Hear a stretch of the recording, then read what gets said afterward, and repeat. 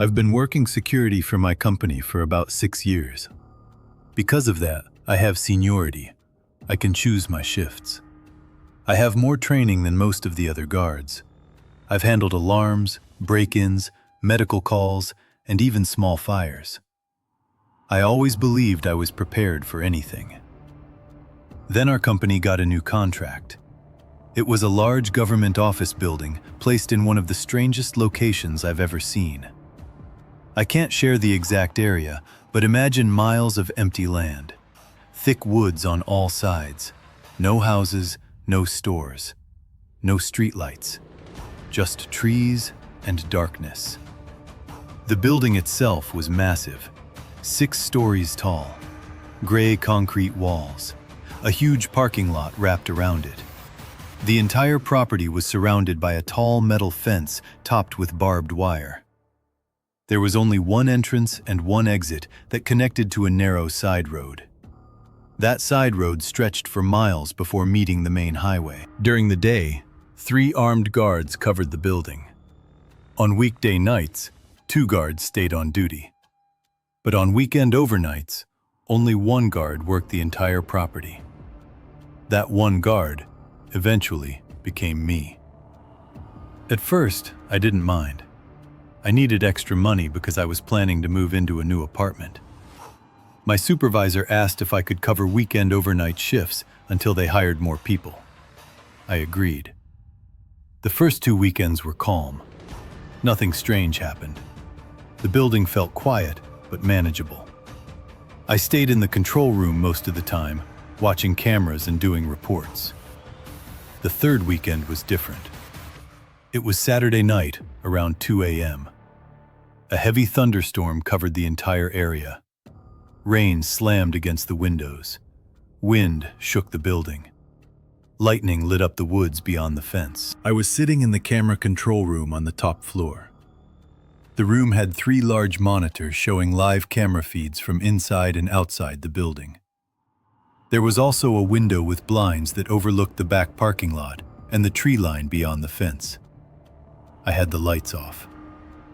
I was watching a downloaded movie on my phone and occasionally checking the screens. Everything seemed normal. After sitting for a while, I stood up to stretch. I walked to the window and gently pulled the blinds aside to look outside.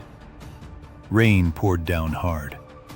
Wind pushed trash and small branches across the lot. Then lightning flashed across the sky. In that bright white flash, I saw something. A figure. It moved fast between 2 trees beyond the fence. It was too large to be an animal. It looked like a person running from one tree to another. I stayed still, watching the same spot, waiting for another lightning strike. A few seconds later, lightning flashed again. Nothing was there. I told myself I was just tired. Maybe the shadows and storm played tricks on my eyes. I went down the hall to grab an energy drink from the vending machine and quickly drank it. When I returned to the control room, something else caught my attention. One of the camera feeds was out. It was the camera covering the back parking lot, the same area I had just looked at through the window. I walked to the window again and looked toward the camera post. I saw it hanging loosely from its wires, swinging in the wind. I assumed the storm knocked it loose. It made sense. I logged it in my report and went back to watching the screens. A few minutes later, an alert sound echoed from the system. My heart dropped. The alert meant someone had entered a secured access point. I quickly checked the screen. The system showed that the back door near the parking lot had been accessed. The code was entered correctly. The light on the system showed green. Someone had the correct code. My mind raced. It wasn't another guard. I would have known. It wasn't maintenance. There was no scheduled work. And no employee was supposed to be there at that hour. I picked up the desk phone to call police. No dial tone. I checked my cell phone. No signal. That's when I felt real fear. I stepped out of the control room and into the hallway, hoping to find better signal. Before I could move far, the power suddenly shut off. Everything went black.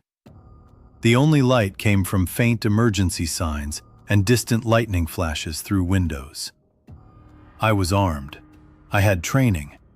But in that moment, I realized something important. Training doesn't remove fear. It only teaches you how to move through it. I decided to head toward the stairwell. My plan was simple. Get to the lobby, exit the building, reach my truck. The stairwell was nearly pitch black. I moved quietly down the steps. I knew the generator room was in the basement. If someone cut the power, they were likely near that area. When I reached the 4th floor, I heard something below me. A door opened. Then heavy footsteps began climbing the stairs. They were steady, confident, fast. My heart pounded hard enough to hurt. I changed direction and moved back up toward the 6th floor. At the top of the stairwell, there was a ladder leading to a roof hatch. I planned to climb up and hide in the darkness above. As I turned to move, my gun accidentally struck the metal railing. The sound echoed loudly. The footsteps below stopped. For a second, everything was silent. Then the running began. Whoever it was sprinted up the stairs. I ran too. At the top, I quickly opened the door to the hallway hard and let it slam shut, creating noise in that direction. Then I climbed the ladder into the darkness above. The man ran into the hallway, thinking I had gone that way. That was my chance. I dropped from the ladder and ran down the stairs toward the lobby. Seconds later, I heard him return and chase me again. We both ran as fast as we could. I stayed 1 floor ahead. When I reached the lobby, I heard a loud crash behind me and a shout of pain. It sounded like he had fallen. I didn't look back. I unlocked the front door and ran across the parking lot through heavy rain toward my truck. Lightning flashed again, and I saw him burst out of the building. He wore black clothing, a hood, a mask covering his face. He ran toward me. I jumped into my truck, started it, and drove off fast, tires slipping on wet pavement. Only when I reached the main road did my phone regain signal. I called the police immediately. Officers arrived and searched the building. They found no sign of him. But in the stairwell, where he had fallen, they found something chilling. He had dropped a fully loaded, unregistered handgun. To this day, no one knows why he broke into that building. There was nothing valuable there besides government offices. Maybe he wanted access to files. Maybe he planned something worse. I left that overtime shift for good after that night. Sometimes I still think about how close he was behind me on those stairs. And I wonder what would have happened if I had frozen for just 1 second longer. I used to work night security at a corporate office building in New Jersey. It wasn't huge, but it wasn't small either.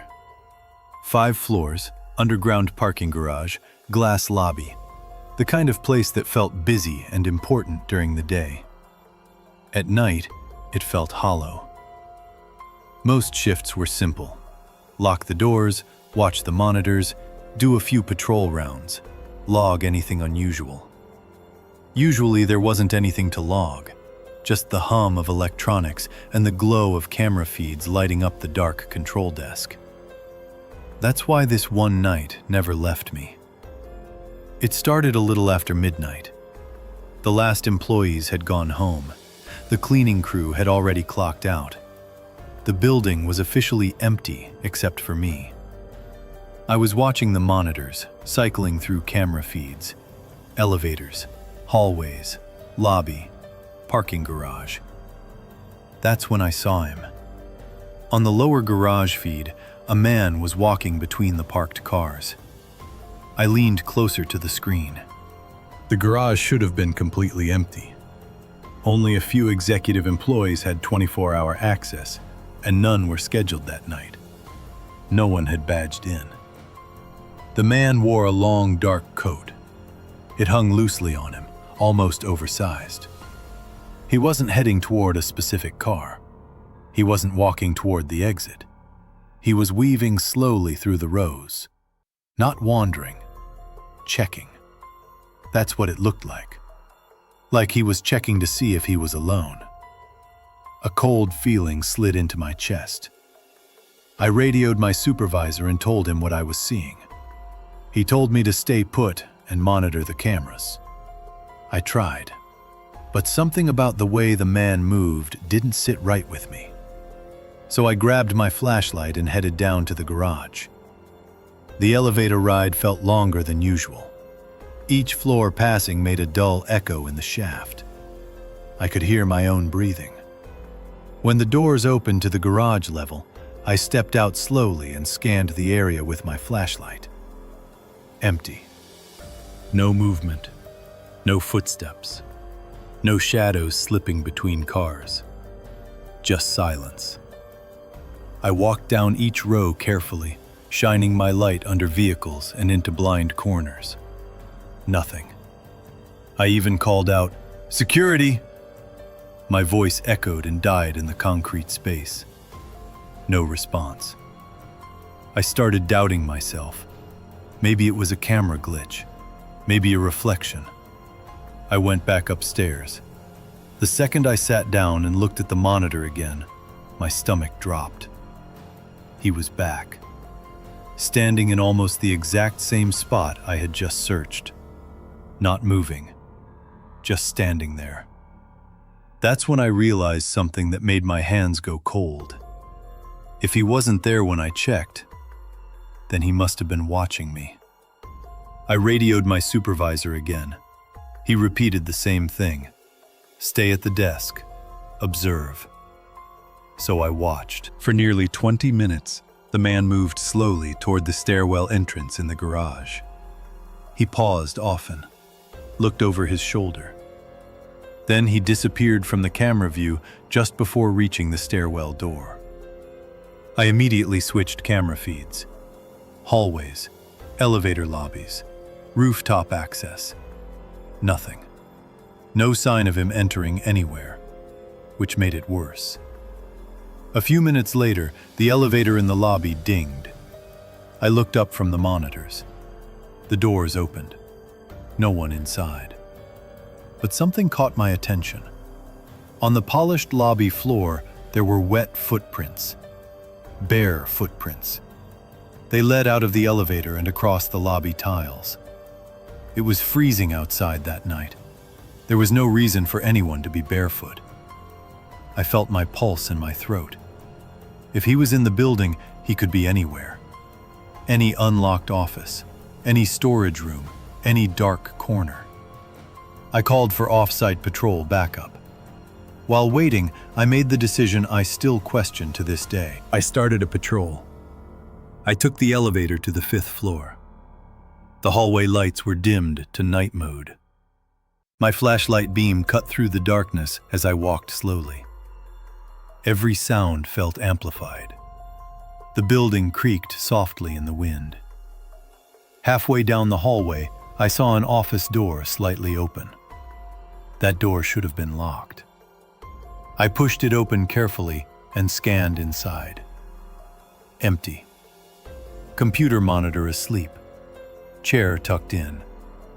Nothing disturbed. I stepped back into the hallway. That's when I heard it. Footsteps. Behind me. Heavy. Wet. Uneven. Not mine. I spun around and caught a glimpse of the long, dark coat at the far end of the hallway. He wasn't running. He was walking fast. Directly toward me. The realization hit me hard.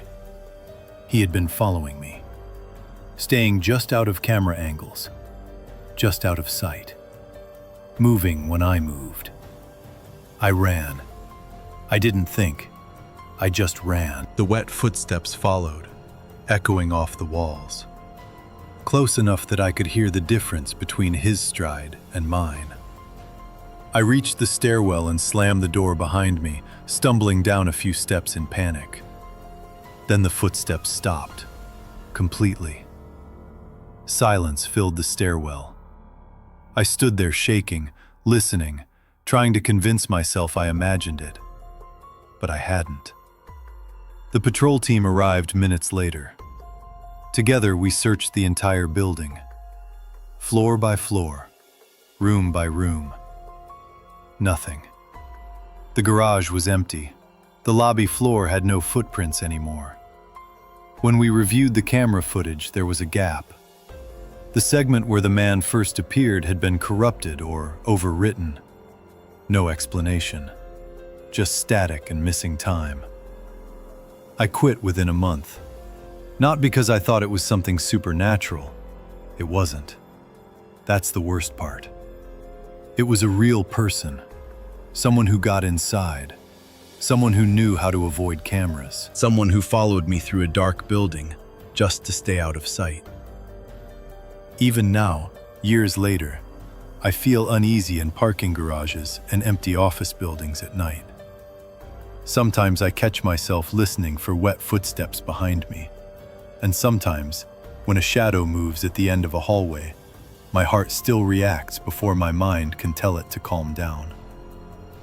Because once you realize someone was hiding in the dark watching you the whole time, you never fully forget that feeling. This happened only a few days ago, and it was my very first night as a mobile security guard trainee in the Greater Toronto area. I was excited at first. I thought the job would mostly be driving around, checking buildings, writing simple reports, and heading home before sunrise. I did not expect my first shift to feel like something out of a horror movie. A mobile guard mostly drives from site to site. If an alarm goes off, dispatch calls over the radio and sends you to check it. But sometimes you also do routine patrols even when there is no alarm. That night, my supervisor was showing me how everything works. He explained how to write reports properly, how to clear alarm panels, and how to check doors and windows during patrol. Around 1:15 a.m., we arrived at a small medical clinic and pharmacy in Mississauga. It was a new contract for our company, so even my supervisor had only been there a few times. There was no alarm call. We were just doing a regular perimeter check. The parking lot was quiet. Streetlights flickered softly. The whole area felt empty. But the moment we stepped out of the vehicle, something felt wrong. The underground parking garage door was wide open. That alone was strange because it should have been locked at night. Then we saw the front entrance. The glass door was broken. Not cracked, broken. My supervisor stopped walking and just stared. He muttered, "If someone broke in, the alarm should be going off." I did not know what to say. It was my first night. My heart was already beating fast. We approached carefully. No alarm sound, no flashing lights. That made it worse. We stepped inside. The lobby lights were dim. The place smelled like cleaning chemicals and something else I could not describe. The building was silent. Then my supervisor pointed toward the elevator panel. The elevator numbers were lighting up. It was moving. We stood there watching the display change from G to 2, then 3, then 4. The top floor. No one had pressed it in front of us.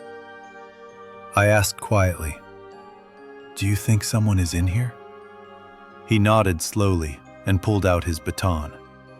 At that moment, my stomach dropped. I felt lightheaded. I remember thinking, why did I choose this job? We stepped into the elevator. As the doors closed, I could hear my own breathing. The ride up felt slow. Every floor number lighting up made my chest tighten. I kept imagining the doors opening and someone standing there, ready to rush us. When the doors opened on the 4th floor, the hallway was dark. Completely dark. We stepped out carefully and turned on the lights. Nothing. just closed clinic rooms and empty chairs lined against the walls. My supervisor told me to stay close. Even his voice sounded tense. We started checking each room one by one. Every small sound made me jump. After a few minutes of searching, we heard it. Footsteps. They were coming from the stairwell. Not running, just walking. Going down. We rushed toward the stairwell door and paused before opening it. The footsteps suddenly stopped. Silence. We could hear each other breathing. That silence was worse than the sound. My supervisor radioed dispatch. His voice was tight. He asked for immediate backup and warned that someone was inside the building, possibly hiding and maybe waiting to ambush us. Dispatch told us to hold our position and wait. Waiting felt impossible. My supervisor started pacing slightly. I could tell he was nervous too. That made me even more uneasy because he was the experienced one. I tried to stay calm. I told him backup would be there soon. But inside, I was scared.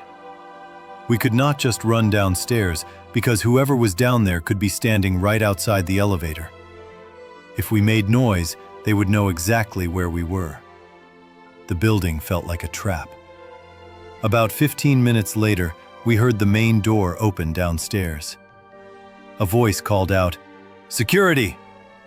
It was our senior supervisor. Relief washed over me so fast I almost felt weak. He came upstairs carefully and joined us. Together, we started clearing the building from top to bottom. Every floor, every bathroom, every storage closet. Nothing.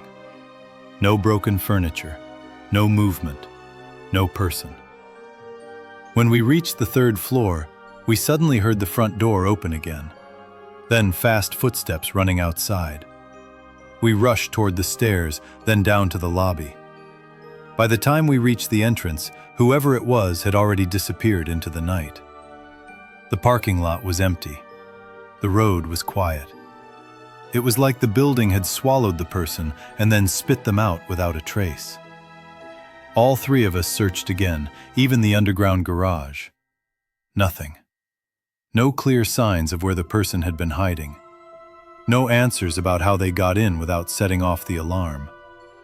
No idea how they moved so quietly. On the drive back, I sat in silence. My supervisor tried to act calm again, but I could tell he was shaken too. Was it just an intruder who escaped at the right moment? Or had someone been inside that building the entire time, hiding perfectly, watching us search room after room? This weekend, I have to go back to that same clinic. But this time, I will be alone. And every time I think about stepping into that elevator again and watching those numbers climb to the top floor, I feel that same heavy fear in my chest. Because now I know something for sure.